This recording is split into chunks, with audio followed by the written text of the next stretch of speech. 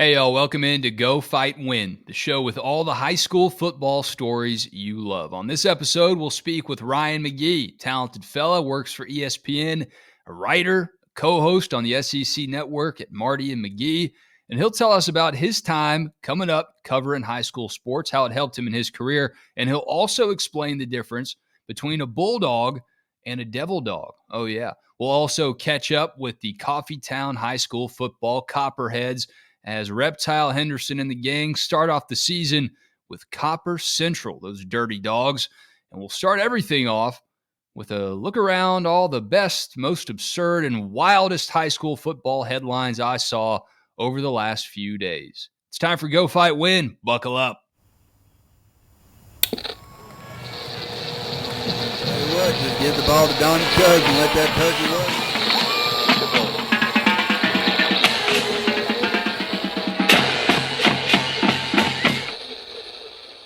Oh, yeah, it is episode 1 of Go Fight Win. We will have an episode every Thursday on YouTube, Apple, and the Spotify, wherever you find your shows as we run through this football season. It is a wonderful time of year, and it's always magical, especially on high school football fields around America. Thanks for joining. I'm your host, Wes Blankenship, and it's going to be a really fun season.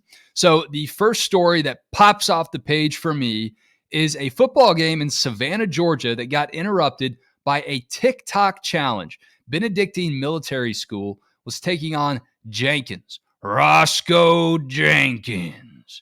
And the game ended in the third quarter with Benedictine, known as BC to the locals, up 42-0. But that wasn't the emergency situation that caused a panic in the stands. No, it was TikTok. A TikTok challenge told everybody to act like there was a chaotic, emergent, panic-stricken event in the stands, and officials saw it. They didn't know what was going on. They said, let's just cancel this thing.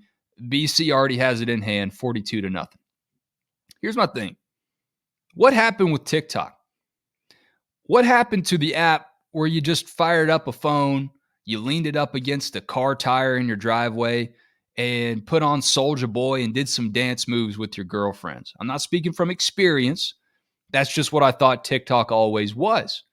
But now it is a potentially panic-stricken, chaotic app that has people canceling high school football games. That's wild to me. It reminds me of Tommy Lee Jones' monologue at the start of No Country for Old Men, the film by the Coen brothers based on the book by Cormac McCarthy. And the theme of the movie is that Ed Tom Bell, Tommy Lee Jones just has a thing for having 3 names, I guess. Ed Tom Bell, the sheriff, sees this evil in his town, his jurisdiction. And the theme is it's this new evil that's coming on. And he doesn't know if he can take it on. Here's what he says at the beginning of the movie. Crime you see now, it's hard to even take its measure. It's not that I'm afraid of it. I always knew you had to be willing to die to even do this job. But I don't want to push my chips forward and go out and meet something I don't understand. A man would have to put his soul at hazard. He'd have to say, okay, I'll be part of this world. And that's where I feel like we are with TikTok right now. It's an evil we don't understand. And listen, I love the memes that you see on TikTok about high school football. A lot of creative, hilarious football players out there that perfectly sum up how terrible it is to do two-a-days, how much it sucks to have to do bear crawls, and we'll get to a real bear crawl in a minute. But can we just shoot TikTok, just fire it into the sun if it's going to cancel high school football games? I guess a 42-0 deficit wasn't enough of an emergency for the fans in the stands. You have to go out there and manufacture it. I know I sound like Clint Eastwood yelling at the clouds, get off my lawn. But look, man, think about all the bad things that can happen if you start a TikTok-fueled stampede. Someone could step on your nachos and cheese from the concession stand. You know they're good. They're the best you're going to get there anyway.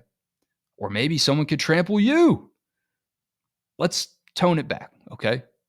Maybe a mercy rule would have been fine, but you don't have to use TikTok. All right, I mentioned that literal bear crawl, and this story is out of Gatlinburg, Tennessee, where a head football coach captured a real bear running out on the field before the season started. Thankfully, no one was involved.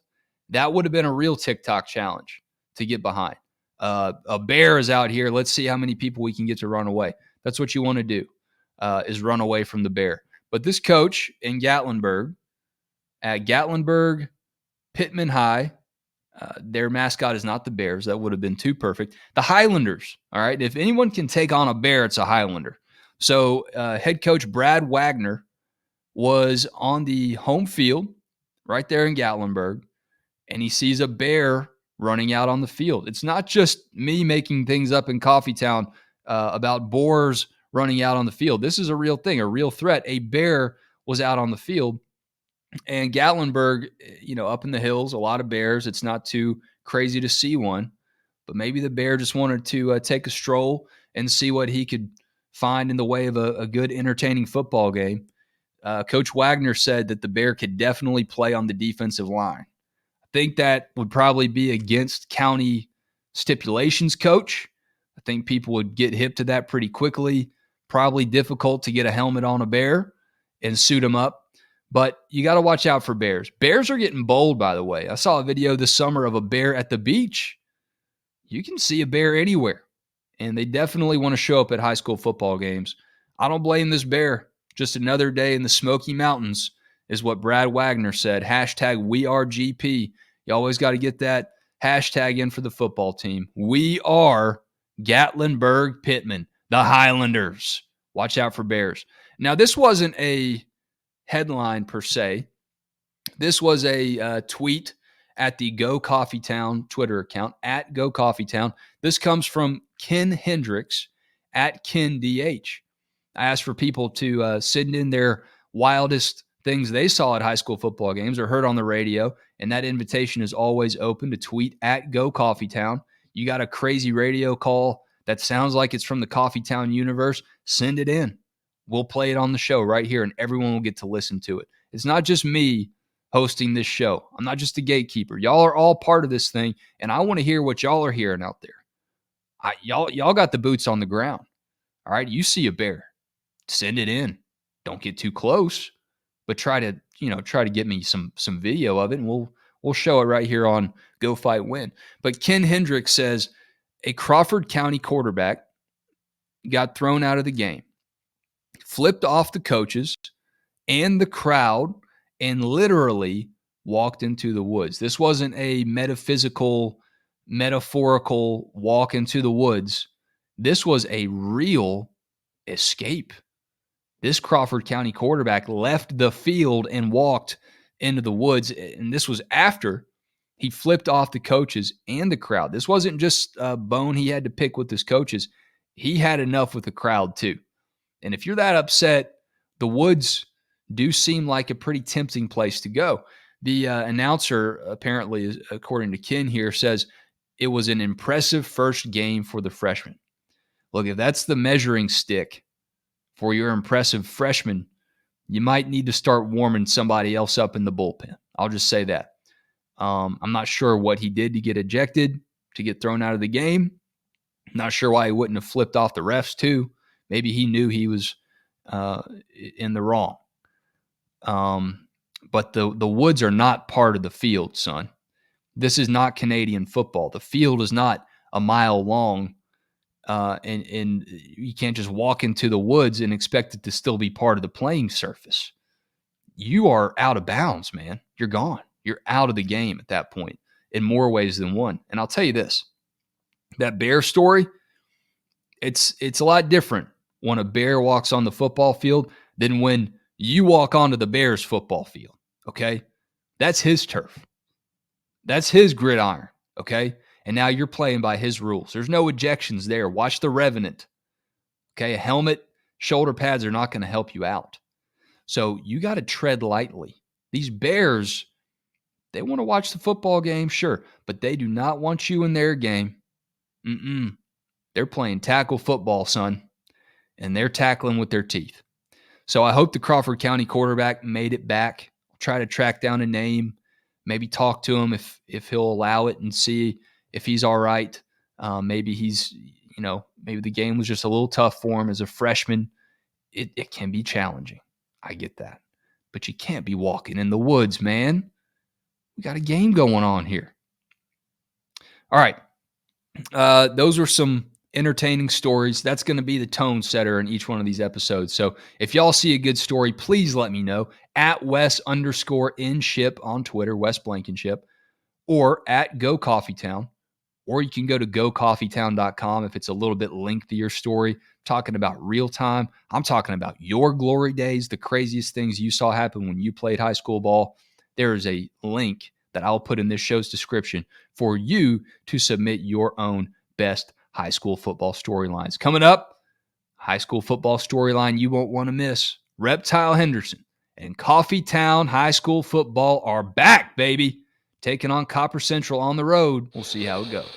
Coffeetown and Copper Central going to kick this thing off. Put on your safety goggles because the snot is fixing to fly. Copper Central is a 6.5-point favorite according to the Copperhead Courier. I ain't supposed to put money on the ball games, but Mama bet the farmer she needs a new pacemaker. So let's get it done, boys. Reptile Henderson under center hands it off to Crockpot Peters behind right guard, gaining 1. That run brought to you by the Gut Guys Gastroenterology. The only place you should have to experience explosive runs is at Coffeetown football games.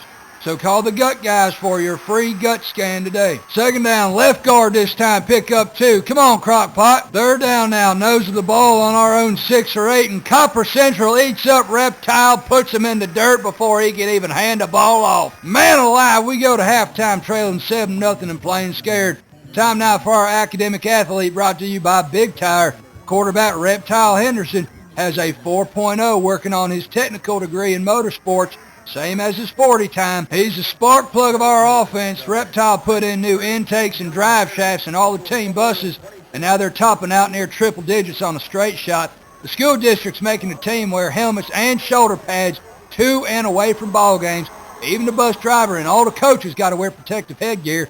Reptile, how do we nominate you in for a Nobel Prize, son? Okay, 4th and 1 from our own 15. Copper Central up 10-0. Reckon this will be the last play of the ball game. Reptile hands it off to Crockpot. There's a hole. 20, 30. Run, Crockpot, and by God, he's going to score. Might take him a few hours, but by the end of the night, you know Crockpot is going to cook. Copperheads fall 10-6 to start the season. Good teams win, but great teams cover. It's still early, y'all. Coffeetown ain't dead yet, and Mama ain't either. All right, our guest is the co-host of Marty and McGee on the SEC Network and ESPN Radio and knows more about Star Wars than George Lucas. But more importantly, he's also the former mascot, Travelers Rest High School, and the voice of the Forest Hill Yellow Jackets.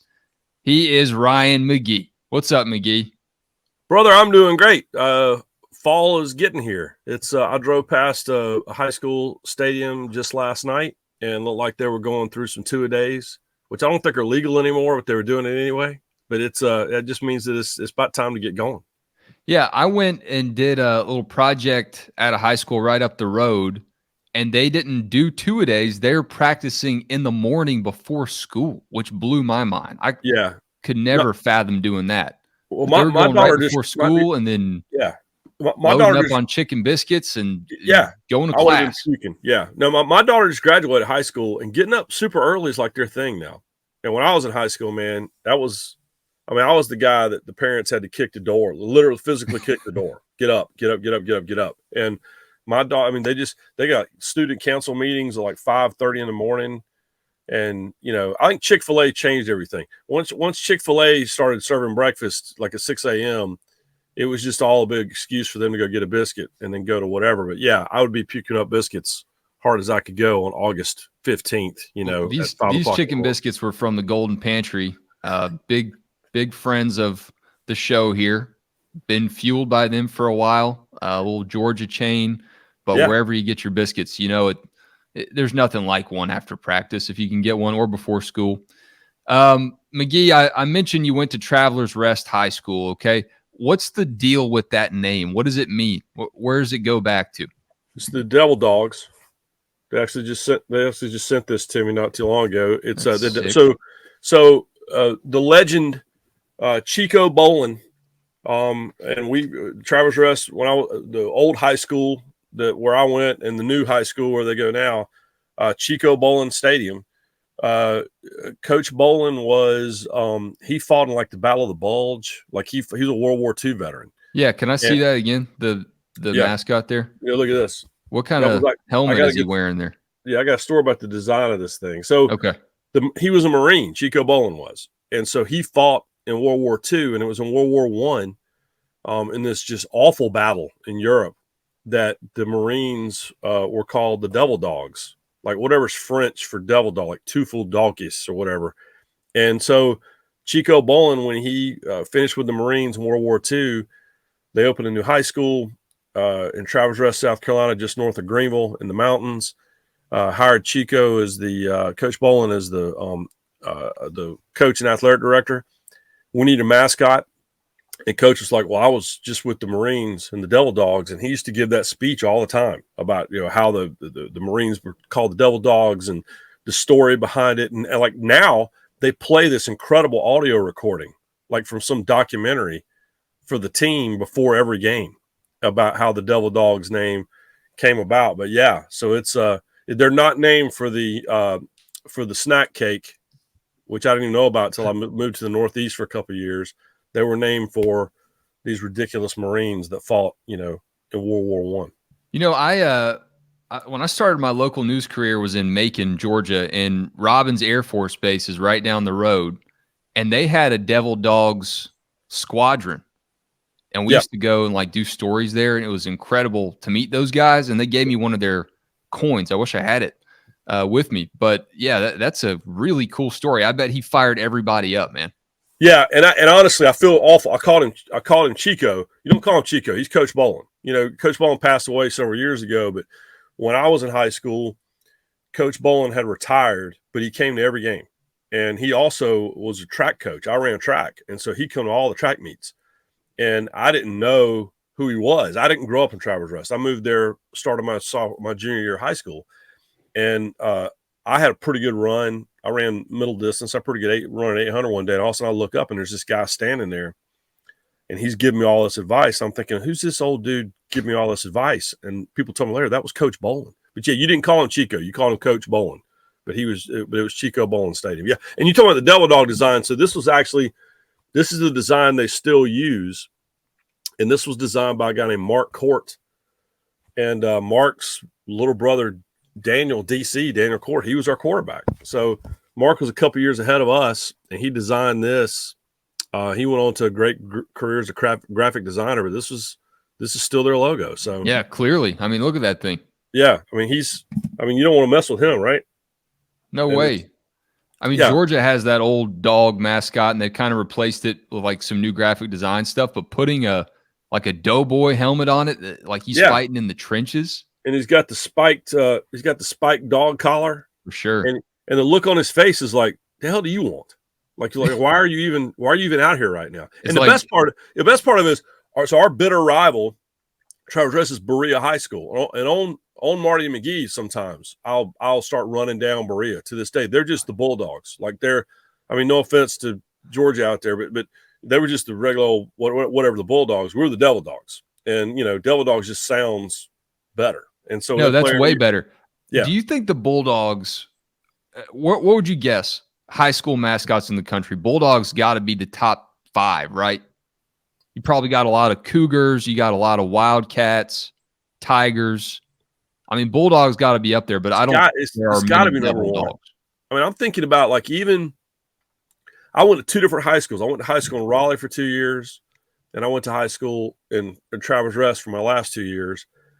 And we had at least 2 Bulldogs in the conference in Raleigh, and then we had the Bulldogs that we played against in Green. I bet every conference in America has some sort of Bulldogs. I would bet. Yeah, it's got to be number 1. What Wildcats are probably close. Yeah, I would think so. What made Berea so bad? Yeah, but Devil Dogs, I've never found another Devil Dogs. So when I say go Devil Dogs, as I do on Marty McGee all the time, I keep waiting on someone to say, "Oh yeah," when I lived in Connecticut or when I traveled the country, I kind of look around and I haven't found another Devil Dogs yet. What you said? They're Berea? Is that what they're called? Berea. What made Berea so bad? just mangy. I mean, no good rednecks. They just hang out in parking lots, and I'm not even sure what they did for a living. And they literally, it was such a bleed over. You have people who lived in Berea that went to Travelers Rest, and maybe a couple people in Travelers Rest went to Berea just because of the blurred lines, the whatever. But it was just, they had like the rundown Kmart. I mean, the most famous person from Berea was a woman who used to walk the streets out there with the shopping cart, and her name was Hubba Hubba. And Hubba Hubba all she did was just walk up and down the road, just yelling and cussing at everybody. Like if you drove past her, she just, you SOB, blah, blah, blah, blah, blah. We'd roll down the window, hey, Hubba Hubba, go Devil Dogs. Blah, blah, blah. So if the most famous person from your town is the woman with the grocery cart cussing at traffic, that's all you need to know about Berea. Yeah, and she's just gotten out of the rundown Kmart, picked up a blue light special. Yeah, no, that's totally it. And the deal was, so I moved again. I grew up in Raleigh. I went to a great high school, Enloe High School in Raleigh. Go Eagles! But football wasn't a huge deal. It's a basketball school. We had multiple NBA players: Nate McMillan, Danny Young. All these guys went to Enloe. So when I moved out I'd experienced high school football my whole life, but when we moved to Travelers Rest, South Carolina, it was Friday Night Lights. Our team wasn't great, but we caravan behind the bus, when we went on road games. And I remember we played Berea like week 2 of my first year, and all these people had grown up together in Travelers Rest. They'd all, I mean, preschool, kindergarten, all the way through high school. I showed up. I'm the new guy. I parachuted in, junior year of high school. And I remember we played Berea like game 2 or 3, lost the game. And after the game, I remember my still one of my dearest friends in the world, Scott Dirty McCall. Dirty goes, get in the truck. I go, what are we doing? He goes, we're going to Bernardio's. Why are we going to Bernardio's? Bernardio's was a pizza joint right at the border between Berea and Travelers Rest. We're going to Bernardio's to fight. Like, it didn't matter who won the game, who lost the game, whatever. When the dog bowl was over, you went to Bernardio's and hung out in the parking lot like it was at a strip mall, and you just kind of circle each other like West Side Story. Yeah. And eventually somebody threw hands, and the fight started. And it's just, and I realized, this is how this goes right now. And so I think it's probably still how it goes. Bernardio's the official pizza of the Dog Bowl post-game brawl. Yeah, that was it. And Travelers Rest last year destroyed Berea, and I proudly, on Marty and McGee, wherever we were, like at LSU or somewhere, and I proudly announced, hey, I just need everybody to know, Travelers Rest beat Berea 56 to whatever last night. Go Devil Dogs. And y'all probably aren't doing good numbers in Berea. Yeah, probably not, and that's fine. So every year I speak, try to every year at Palmetto Boys State, American Legion Boys State in South Carolina is a experience, one of the greatest experiences of my life, and certainly my high school career. And I'm fortunate that most years they bring me back to speak to the boys at Boys State each year. And there's 2 representatives from almost every high school in the state of South Carolina. And I always start the speech by saying, hey, I'm a proud graduate of Boys State, and I'll say, where are my Travelers Rest Devil Dogs at? And there's all the 2 guys, hey, yay.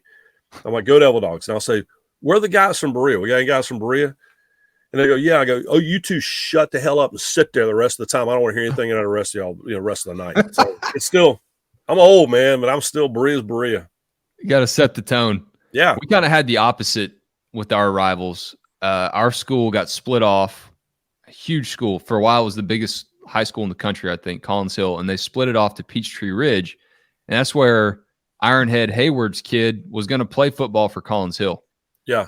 And they split it off to Peachtree Ridge. And, of course, everybody wants to go to the new school. So he went to Peachtree Ridge, and everyone went with him, essentially. And they were good right away, like right out of the gates.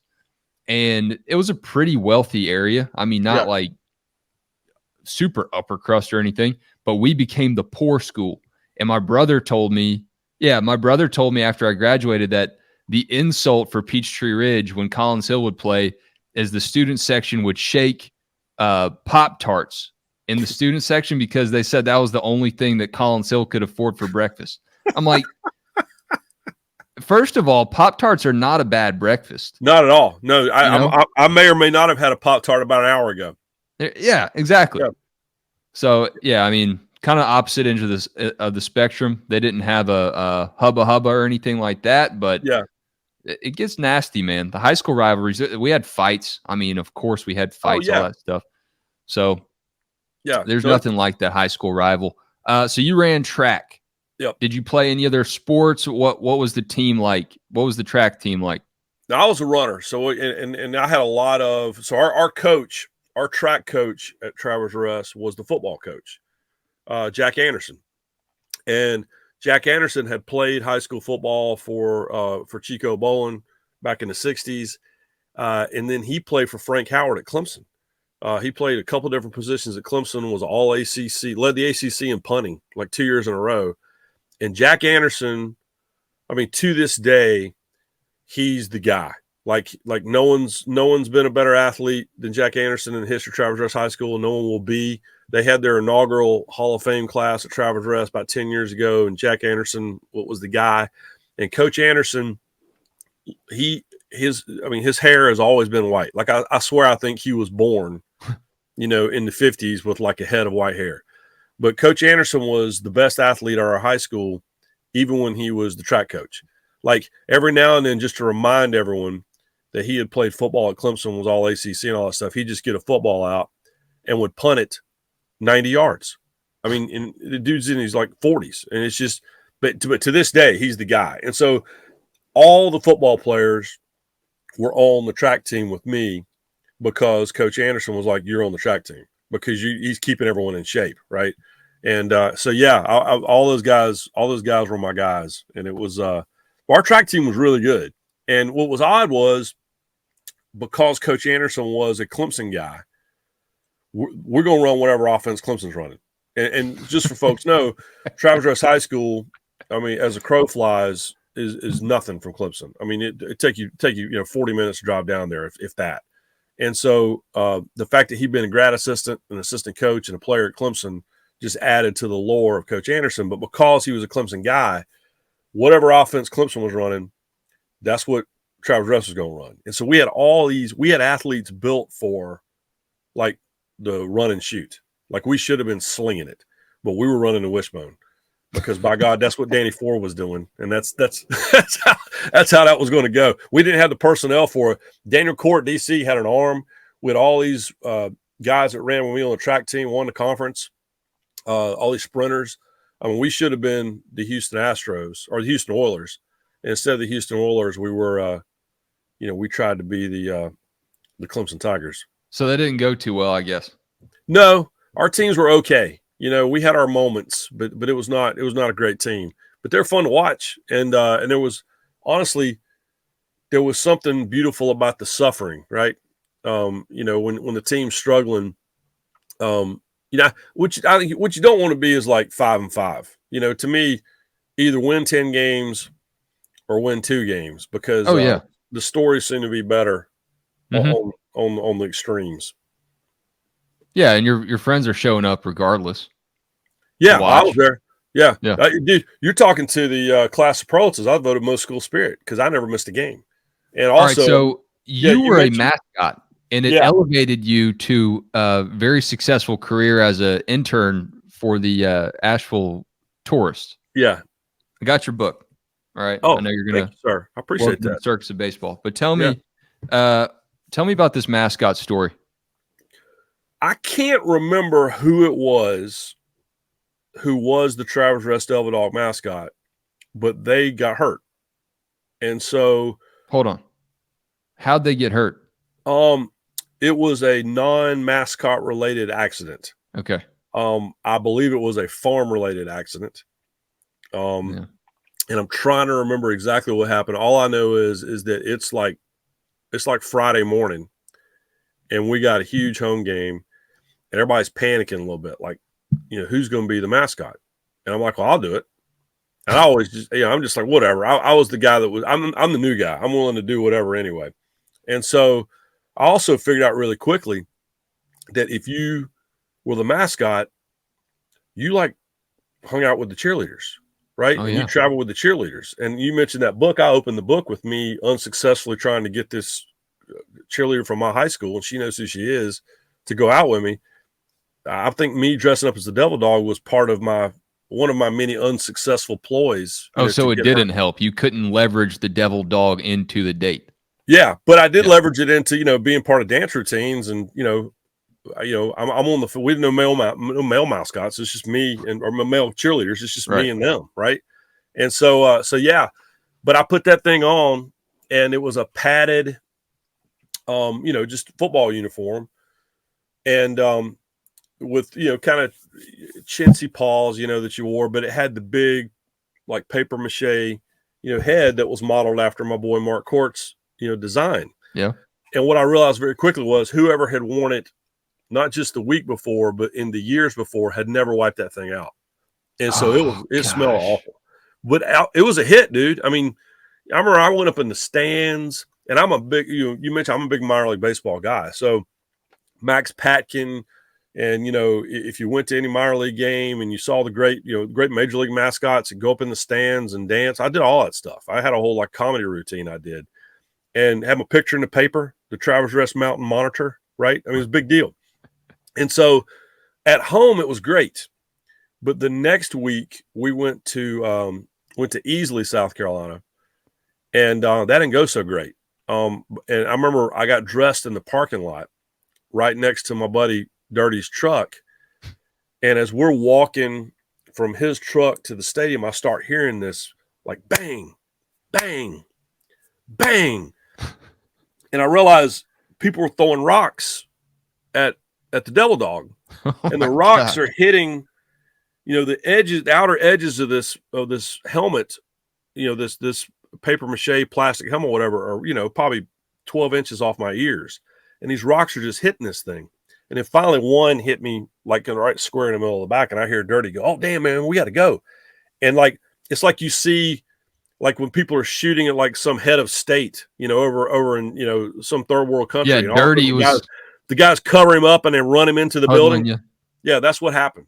And so I figured out very quickly when we left to take the head off and then make a run to the stadium or to the truck to get out of there. But the girl did not go out with me because of it. But I do have some great pictures of me, on the field with the cheerleaders when no one else, was allowed to stand with them. So it kind of worked. Yeah. Hey, it counted for something, man. You earned those Devil Dog stripes, though. That is an actual Devil Dog moment. You were under fire. Yeah. Well, and then you mentioned the book, the Welcome to Circus Baseball book. So, 5 years later, I was an intern for a minor league baseball team, and Ted E. Tourist was our mascot, a bear, and it's photo day. We're taking team pictures and we're taking baseball card pictures, and Fleer's there taking pictures for cards. And we had a local actor who would portray Ted E. Tourist. He never showed up. We still don't know why he didn't show up. And so our boss goes, "Does anybody here have any mascot experience?" I'm like, "Yeah, man, go Devil Dogs." which is really just an outrageous question. So I have a baseball card. So I have a professional. There you go. I keep it in my office. That's you. That's me in there. Clearly, the costume was made for someone much larger than I was, but that's me. It's Teddy Tourist. And on the back, Teddy Tourist's hometown was not Asheville, North Carolina, but Greenville, South Carolina, because there you go. So I have a baseball card. They shouted you out like that? Yeah. So there you go. Go Devil Dogs, son. Go Tourists. I love the book because you really do show the connection between how those high school experiences, whether it was at Travelers Rest or while you were a young dude out of college, in college, working on high school football games behind the mic, how they kind of started your career. And I think whether you played sports and made it to the pros as an athlete, like some of the people I talk to on here, or people in the media like you start in high school. You start and earn those stripes covering a lot of high school sports. And I'm sure you saw some amazing things and kind of crafted what you do as a broadcaster, as a reporter, covering Forest Hill, right? The Yellow Jackets. Yeah, the Forest Hills Yellow Jackets. So right out of college, I was I did some local radio first as a color analyst, which, as y'all have just learned, I didn't play high school football, but now I'm a color analyst. And the play-by-play guy this has been Monroe, right outside of Monroe, North Carolina. This is in Marshville, North Carolina, hometown of Randy Travis. As you pull into town, there's a big mural of Randy, painted on the side of a building. You pull into town, there's a sign, "Welcome to Marshville, North Carolina, home of Randy Travis, country music's finest." That's what the sign says. And we're on WIXC 1190 AM, Wixie and Dixie. And the play-by-play guy was James the Fox Reddish, Fox with 2 X's. And Fox weighed, I'm not exaggerating, 400 pounds. Yeah. And so we would get to Ralph Hargett Stadium at Forest Hills, and the only way to get up on top of the press box was this kind of a fire escape ladder. And the Fox would climb about halfway up that ladder and literally start swinging like a pendulum. And after about 6 swings, he'd get up enough momentum to fling himself up on top of this building. Fox was an athlete. And Fox and I had a good time, man. But then, kind of like the guy who played Teddy Torres, one week Fox didn't show up. And the word was sent to me. I put on the headset at the ballpark or at the stadium, and the guy back in the control room at Wixie and Dixie goes, "Hey, man, Fox ain't coming. You're doing play-by-play." So when I wasn't doing radio, I wrote as a stringer for the Monroe Inquirer Journal, the EJ. And and the first game I covered was Anson County versus Sun Valley, and at Sun Valley, and the final score was like 65-3 or something. And I still have it. I scanned it not too long ago, but I wrote my whole lead was about the Sun Valley cheerleaders, because I was sitting there looking at them, and I'm like, again, going back to clearly I was obsessed with cheerleaders, but I was like, I think my lead was like, you have to hand it to the cheerleaders of Sun Valley High School. And I'm like, putting quotes like rah, rah, sis, boom, bah, whatever. I said, because, they were down 21-0, I think in like 90 seconds. And I'm like, but you couldn't stop the cheerleaders, no matter. So I would write, Anson County returns opening kickoff for touchdown and then has a pick 6 or whatever else, and then, give me an S. And I kept doing this all throughout the piece. I take it back to you drive back to the Monroe Inquirer Journal newsroom. I'll never forget the sports editor just lost his mind. "Dude, you can't write a whole story about cheerleaders." I'm like, what the hell else am I going to write? I said, the game was over in 4 minutes. I said, it was the worst beatdown I've ever seen. And until Georgia TCU. And I said, so what do I do? I said, this is my lead. And the editor-in-chief was like, no, I love it. Let's leave it in there. And so as I went on to write for ESPN, I always wondered if that editor maybe, realized he probably should have just left me alone and let me write my lead about the cheerleaders. I mean, I think it worked out for you. Yeah, it worked out all right. But when at the best, though, like it's kind of like the writing the book about being a $100 week intern for the tourists. Poorest I ever was, but the most fun I ever had. And when I was keeping my own stats, sitting on the top row of the visitor section, visitor side of the field, at Scotland County High School or Monroe High School or Parkwood High School, that's as much fun as I've ever had in my life. And the mistakes you make and the good ideas that you have back then, I still, it all adds up, man. Life is Legos. All that stuff you did back then is the only reason you get to do the stuff you do now. 100%, man. I mean, I grew up in Gwinnett County, huge metropolis outside of Atlanta. First job working in Macon, covering, schools that are in AAA, AA, single A. I was in, at the time, 5A was the biggest. Now it's 7A. Yeah. And I'll never forget that time because it really showed me that pure element of high school football. Yeah. The true community. I'm not saying we didn't have it, but the true, like, man, this is all we got, man. Yeah. We're living and dying with Taquio Spikes at Washington County. Yeah. And the Edwards brothers. We still talk about them. Yeah. And we get our milkshakes at Dairy Lane. Still got their jerseys up. Yep. And we got a graveyard. We got a graveyard on the field for all the teams we beat. Yeah.